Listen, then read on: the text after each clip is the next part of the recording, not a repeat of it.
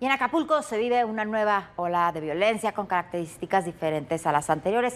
Está marcada por enfrentamientos entre grupos criminales.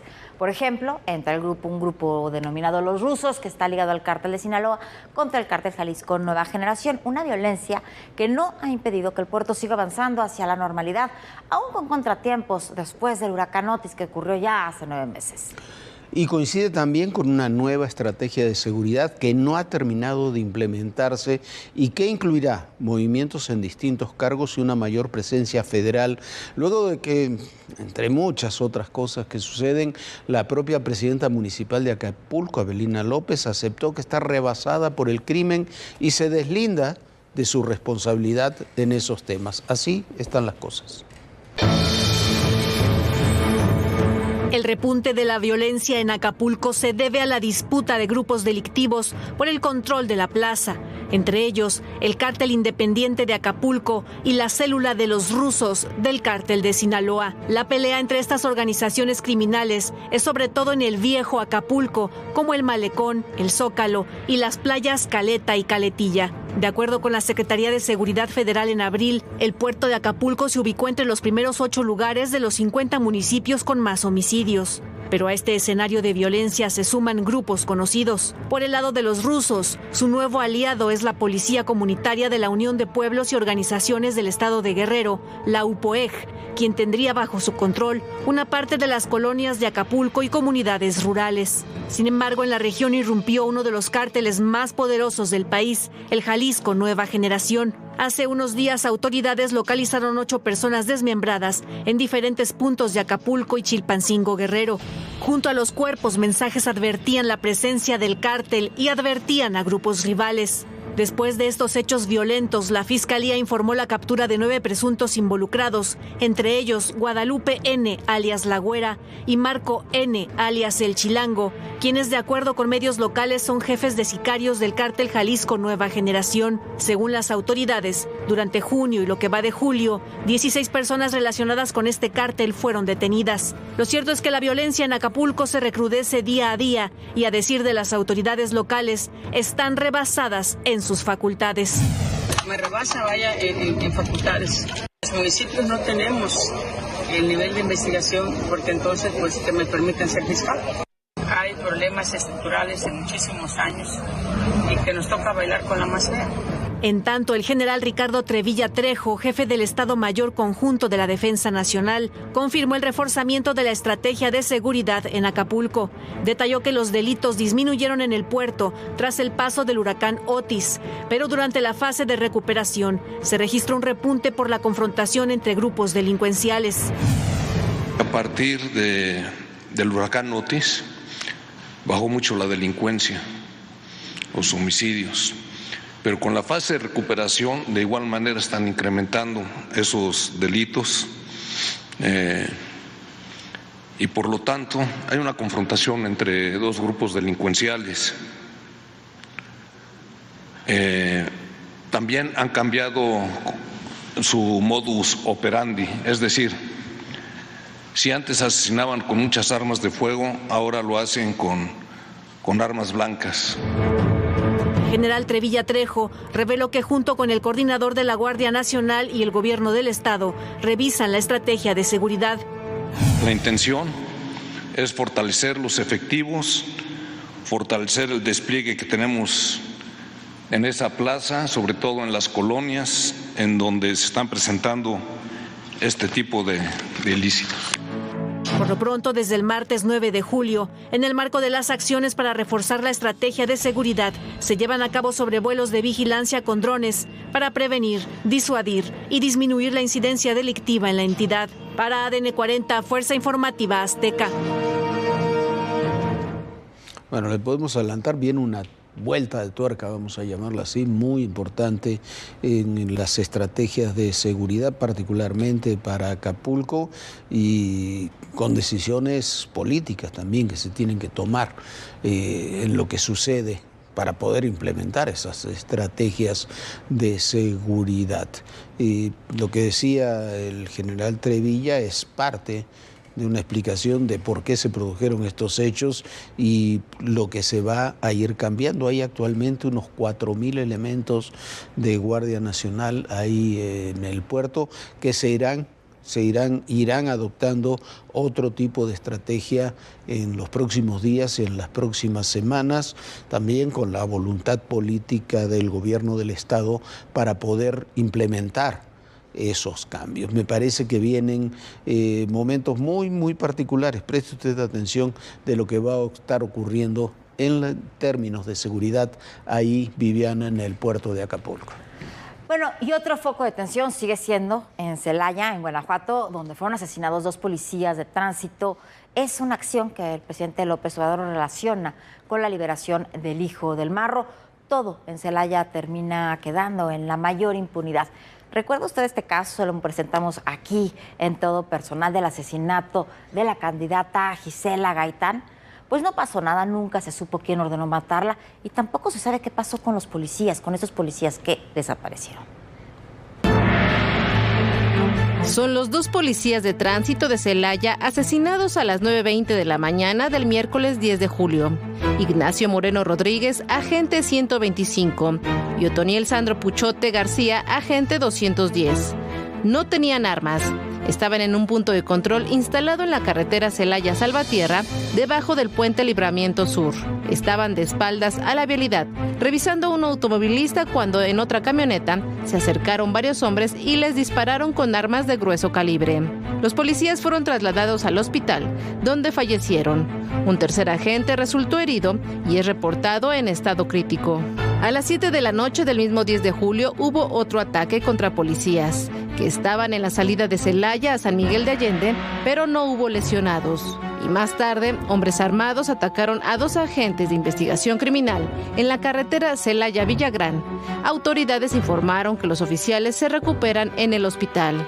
El presidente habló de las agresiones contra policías de tránsito en Celaya. Y uno de los informes, como hipótesis, maneja que es a partir de que se le dio libertad a uno de los hijos del jefe de un cártel en Guanajuato.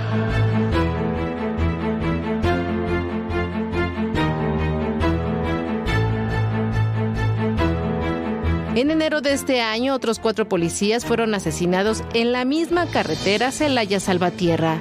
Y en lo que va del año, en Celaya han sido asesinados 19 policías, 4 de ellos de tránsito. A nivel estatal, suman 36 casos, de acuerdo con datos de la organización Causa en Común. Desde 2019 ya reportaban un incremento de ataques contra policías en el estado de Guanajuato, principalmente en Celaya.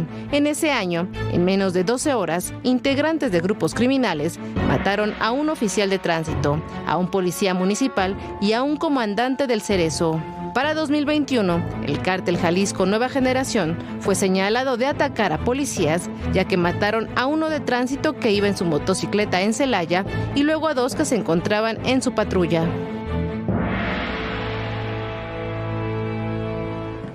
Bueno, puede ser que como hipótesis, como decía el presidente López Obrador, el asesinato, estos asesinatos del día de ayer, del día de hoy, hayan sido estén relacionados con la liberación del hijo del Marro. Pero lo cierto es que, como mostrábamos y como le venimos diciendo aquí desde hace muchas semanas, hay un ataque en varios puntos del país, pero sobre todo ahí en Guanajuato, un ataque constante contra policías municipales, contra policías estatales. Son muchos muertos, 36 en lo que va del año en el estado, 19 solamente en Celaya. O sea, ese fenómeno en particular no tiene relación con la liberación del hijo del Marro, tiene relación con el tipo de enfrentamientos que realizan los grupos criminales, en este caso puede ser el de Santa Rosa de Lima, pueden ser los grupos del cártel Jalisco que se están disputando esas plazas contra las policías municipales y las policías estatales. También está también está el factor de la impunidad y de la decisión política de esas autoridades. Lo que vemos en Acapulco, con todo respeto de la señora alcaldesa, no puede decir que simplemente su fuerza policial no está para combatir esos delitos. Me parece que hay muchas carencias en Guanajuato, me parece que hay mucho por hacer todavía, y la tarea del nuevo secretario de Seguridad, de Omar García Harfuch, va a ser precisamente utilizar y renovar, y vaya que es una tarea titánica, renovar esas policías estatales o esos policías municipales que hoy no cumplen con su función, y a veces, en muchas ocasiones, como vemos en Celaya, como vemos en Guanajuato, se convierten en víctimas de los criminales. Del que somos el primer país exportador. ¿Renunció por qué? Porque no estaba de acuerdo en la magnitud que ha tenido el narcotráfico mexicano. Las confrontaciones, las reacciones.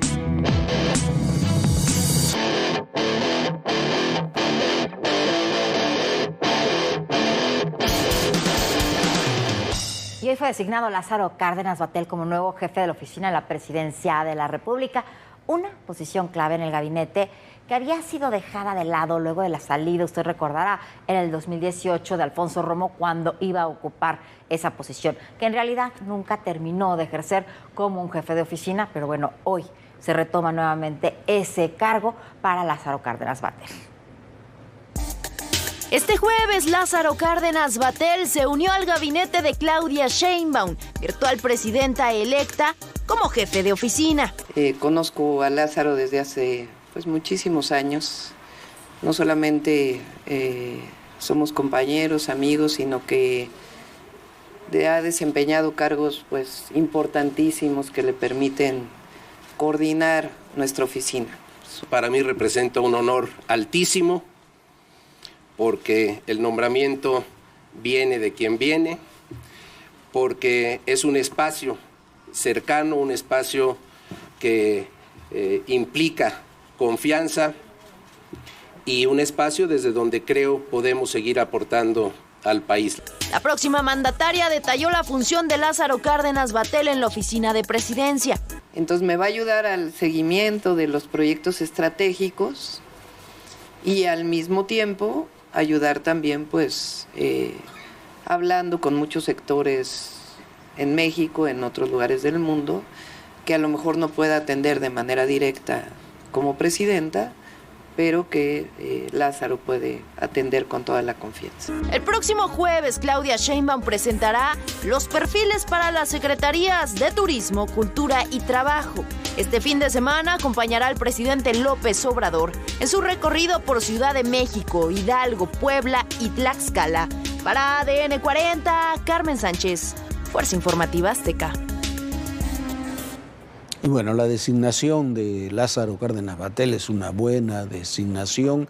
Hay además, como decía la propia Claudia Sheinbaum, como decía Lázaro en el evento de hoy, una identificación, una relación incluso generacional, política, de mucho tiempo atrás, de Lázaro, de Claudia, y me parece que es una buena decisión. ¿Por qué? Porque además de la experiencia política en el Congreso, sobre todo en la gobernatura de Michoacán, en su momento, en la coordinación de asesores del presidente López Obrador, hay que recordar que en los hechos Lázaro se va de la coordinación de asesores después de unas palabras muy duras que tuvo el presidente López Obrador y muy injustas, por sobre todas las cosas, muy injustas, con Cuauhtémoc Cárdenas, con el padre de Lázaro Cárdenas, y ese día termina de dejar la coordinación de asesores Lázaro Cárdenas. Hoy hace una reivindicación legítima, justa, Claudia Sheinbaum también, de Cuauhtémoc Cárdenas, del ingeniero Cuauhtémoc Cárdenas, y así se están dando las cosas. Es una buena designación.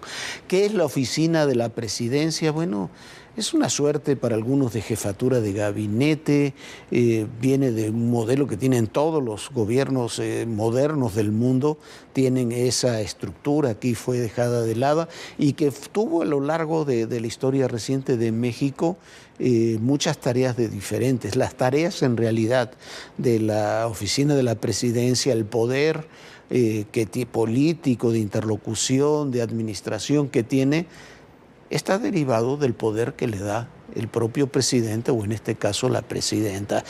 Para no ir mucho más atrás, primeros antecedentes, Emilio Gamboa, en otro diseño, en otro modelo de gobierno, sin ser jefe de gabinete, cumplía con esas funciones durante el gobierno de Miguel de la Madrid. El primer jefe de gabinete como tal, de oficina, mejor dicho, de oficina de la presidencia como tal, fue con José Córdoba Montoya en el gobierno de Carlos Salinas de Gortari, un hombre que tuvo mucha capacidad y muchas posibilidades de operación, muy relacionado además con quien sucedió a Carlos Salinas, que fue Ernesto Zedillo. ¿Quién fue el jefe de oficina de Ernesto Zedillo? Comenzó siendo Luis Telles, pero después en los hechos, desde otro cargo, que no era jefe de oficina, lo terminó tomando Líbano Sáenz. En realidad el que cumplía ese papel fue Líbano Sáenz. Durante el gobierno de Vicente Fox fue un espacio que tuvo mucho tránsito, no se concentró ese poder en alguien.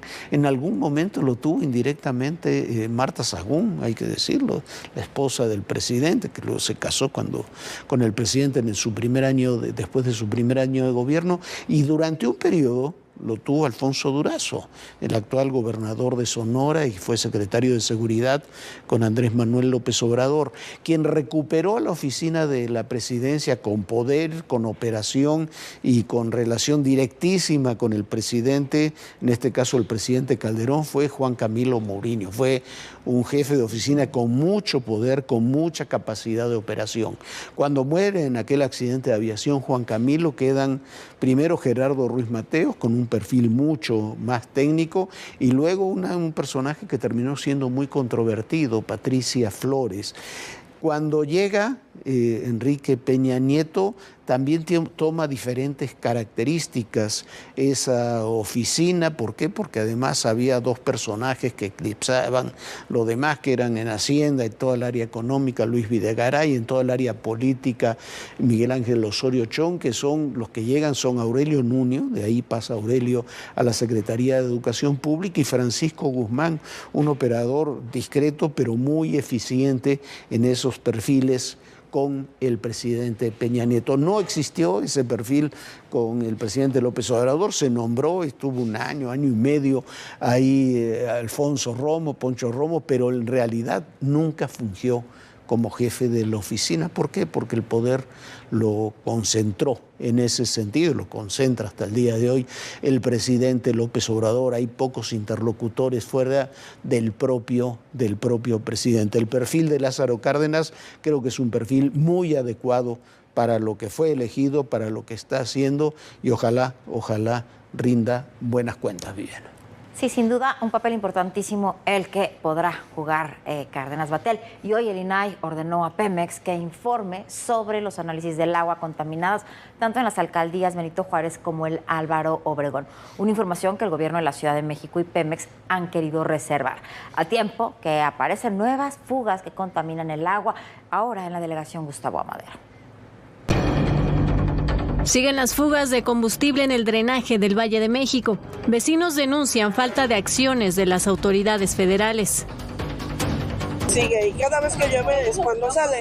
Entonces, aunque los del distrito están trabajando, ellos son los que nos ayudan. Luego aquí, cuando sale el incendio, ellos fueron los que nos ayudaron. No, pues que se haga una investigación bien hasta dentro de las instalaciones del aeropuerto. Ya se mandaron también a verificar hasta las mismas gasolineras que están aquí. Un tema federal en el cual nosotros como municipio somos los únicos que hemos dado al fin y al cabo la cara hasta ahorita, que eran los de Pemex, porque no habían venido. Fue en ese lugar donde hace unos días un incendio consumió al menos 17 casas de lámina y cartón, además de vehículos. Para el alcalde de Nezahualcóyotl se trata de hechos aislados. Dijo que se ubicaron coladeras con presencia de diésel, pero aún desconocen de dónde proviene. En los casos donde se identificó que el combustible es turbocina, mencionó que podría venir de un cementerio de aviones del Aeropuerto Internacional de la Ciudad de México. Las lluvias del martes en la noche en gran parte del Valle de México provocaron que brotara de nueva cuenta combustible en la zona norte de Nezahualcóyotl y el límite de la alcaldía Gustavo Amadero. Ante la falta de información de las autoridades sobre el origen del combustible que se mezcla con agua en la red de suministro en varios puntos de la Ciudad de México, un ciudadano solicitó a Pemex Logística los análisis, exámenes, pruebas, revisiones, dictámenes y diagnósticos realizados en las alcaldías Benito Juárez y Álvaro Obregón a partir del 31 de marzo. En respuesta, Petróleos Mexicanos indicó que solo tomó una muestra de hidrocarburo en el agua recolectada por el sistema de aguas de la Ciudad de México, pero no entregó algún documento. Ante la inconformidad del solicitante, presentó un recurso de revisión ante el Instituto Nacional de Transparencia, Acceso a la Información y Protección de Datos Personales, el INAI. Ahora Pemex Logística deberá entregar los análisis y estudios hechos al agua de las alcaldías Benito Juárez y Álvaro Obregón de la Ciudad de México. La sesión ordinaria del Pleno del INAI, el comisionado presidente Adrián Alcalá Méndez señaló que la resolución es de gran relevancia e importancia para la sociedad, debido a que da cuenta del peligro a la salud de las personas que se encuentran expuestas al agua potable.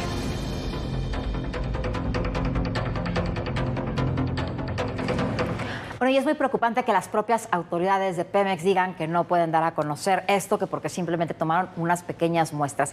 ¿Qué sucede? Esta agua evidentemente está contaminada y está contaminada porque hay huachicol. Hay distintas líneas donde cruza, donde se pasa la gasolina, donde hay la turbocina y también donde hay gas. Hay huachicol de gas. Imagínese usted lo que es esto. Se están robando muchísimos de estos combustibles y lo que sucede y lo más grave es que pueden contaminar y contaminan, como lo estamos viendo ya, el agua bebible, el agua que llega a sus casas, a sus tuberías. Cuando usted abre la llave para poder tomar agua, esa agua puede estar contaminada. Lo vimos ya en la delegación Benito Juárez cuando se dijo que muy probablemente los vecinos tenían la culpa porque sus tinacos estaban sucios. Y bueno, ahora lo estamos viendo en muchas otras zonas. Y hay huachicol, por más que se quiera ocultar, ahora hemos visto con este problema del agua, que el agua está contaminada, el agua que tiene que llegar a sus casas, también hay huachicol de agua. ¿Por qué? Porque se están robando el agua de las pipas para podérsela revender infinitamente más cara. Y vamos a otro tema. El presidente Joe Biden nuevamente está en medio de las críticas por los errores cometidos este jueves. El primero ocurrió cuando daba una conferencia de la OTAN y confundió nada más ni nada menos que al presidente de Ucrania, Zelensky, con el presidente de Rusia, Vladimir Putin. El propio Zelensky le dijo, bueno, yo soy mejor, y trataron de que fuera un tono un poco más de broma porque fue un desastre lo que dijo el presidente Biden. Pero después, en una conferencia que dio para demostrar que está bien y que no se había equivocado al decir esto, dijo que su vicepresidenta era Trump en vez de Kamala Harris. Bueno, el diseño y el desdeño crece entre los demócratas mientras Biden insiste en que no se quiere bajar de la contienda, pero bueno, así las posibilidades de que ganen los demócratas son muy, muy escasas y esta contienda electoral ya se define en noviembre. Jueves negro para Joe Biden. El presidente de los Estados Unidos volvió a cometer una serie de errores verbales que vuelven a colocar en el debate si debe seguir buscando la candidatura presidencial demócrata. Este jueves, durante una conferencia sobre la reunión de la OTAN que se realiza en Washington, D.C., confundió al presidente de Ucrania, Volodymyr Zelensky, con su acérrimo rival, el presidente ruso, Vladimir Putin. And now I want to hand it over to the president of Ukraine, who has as much courage as he has determination.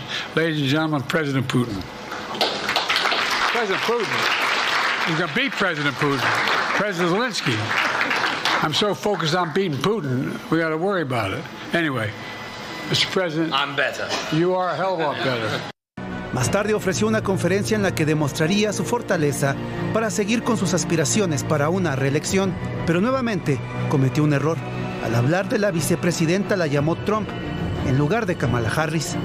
Look, I wouldn't have picked Vice President Trump to be vice president until I think she was not qualified to be president. So let's start there. Las críticas no se hicieron esperar tanto por expertos como por usuarios en redes sociales. Según Maggie Haberman, del New York Times, Biden lució cansado, pero logró contestar las preguntas de la prensa, mientras que Donald Trump no tardó en pronunciarse en su cuenta de X al burlarse por referirse a su vicepresidenta Kamala Harris como vicepresidenta Trump y escribió: "Buen trabajo, Joe". Esto ocurre en medio de la decisión de algunos demócratas en Nueva York que piden a Biden retirarse de la campaña. El estado es uno de los bastiones claves para los demócratas y el vicegobernador Antonio Delgado indicó: "Biden merece nuestra eterna gratitud por sus casi 4 años al frente del país, pero pido que ponga fin a su campaña de reelección y deje espacio para un nuevo líder". Lo mismo ocurrió con el congresista del Valle del Hudson, Pat Ryan, un político en ascenso en el partido, quien pidió que se retire. Hasta el momento, Biden mantiene el apoyo de la gobernadora Katie Hochul y el alcalde de la ciudad de Nueva York, Eric Adams, mientras que el líder de la mayoría del Senado, Chuck Schumer, ha manifestado a los donantes su preocupación y estar abierto a reemplazar a Biden. Bueno, y es una decisión que se tiene que tomar ya, si se baja o no se baja de la contienda Joe Biden. Nosotros ya nos vamos. Muchísimas gracias por habernos acompañado. Recuerde, aquí estamos de lunes a viernes a las 11 de la noche con muchísima información y lo esperamos mañana muy puntual, aquí en punto de las 11 de la noche. Bonita noche, Jorge. Muy buenas noches, Viviana. Muy buenas noches a todos ustedes. Y recuerde, en el poder y en la política todo, pero absolutamente todo, es personal. Gracias.